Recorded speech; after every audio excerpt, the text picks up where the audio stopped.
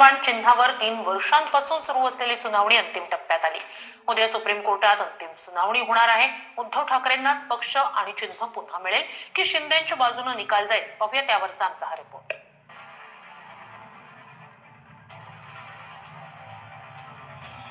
शिवसेना पक्ष आणि धनुष्यबाण चिन्ह नेमकं कोणाचं, याची अंतिम सुनावणी सुप्रीम कोर्टात पार पडणार आहे। ऐन महापालिका निवडणुकांच्या आधी आता सुप्रीम कोर्टातून निकाल येण्याची दाट शक्यता आहे। निवडणूक आयोगानं शिवसेना पक्ष आणि धनुष्यबाण चिन्ह एकनाथ शिंदेंना दिले। आयोगाच्या निर्णयाच्या विरोधात उद्धव ठाकरेंनी सुप्रीम कोर्टात धाव घेतली। 3 वर्षापासून सुप्रीम कोर्टात सुनावणी सुरू आहे। बुधवारी अंतिम सुनावणी झाल्यावर निकाल राखून ठेवण्यात येईल। 15 दिवस किंवा महिनाभराच्या आत सुप्रीम कोर्ट निकाल देऊ शकतं। तर धनुष्यबाण हे पक्षचिन्ह जे आहे ते मूळ शिवसेनेचं आहे आणि ते हिरावण्यात आलेलं आहे, चोरण्यात आलेलं आहे।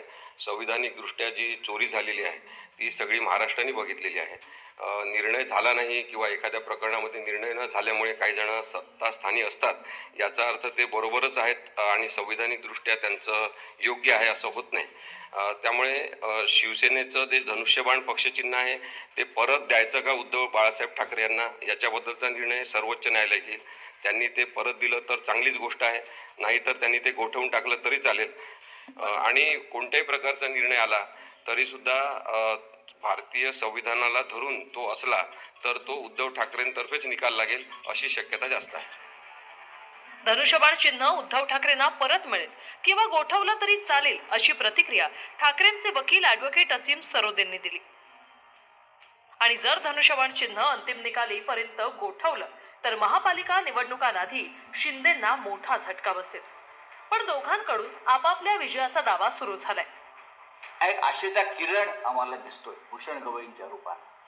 नाहीतर गेल्या 10 वर्षांमध्ये भारतीय न्याय व्यवस्थेचे पूर्ण धिंडवडे मोदी आणि शहांनी काढलेले। आम्हाला आशेचा किरण अजूनही आहे की न्यायदेवता आम्हाला न्याय देईल। पक्षांतरासंदर्भात जो कायदा बनवलाय त्या संदर्भात न्यायालयात आम्हाला न्याय मिळेल ही आम्हाला आजही आशा आहे। आपली न्याय व्यवस्था ही प्रतिष्ठा गमावून बसलेली आहे। यामुळे शिवसेना गेली 3 वर्ष न्यायासाठी झगडते आहे, 4 वर्ष झगडते आहे, कायदेशीर लढाई करते, पण आम्हाला तारीख पे तारीख न्याय मिळत नाही। आता तुम्ही पाहिलं ना की या ठिकाणी तुतारी कुठे गेली आणि मशाल कुठे गेली। बिना रॉकेलची मशाल होती त्यामुळे ती खाली गेली।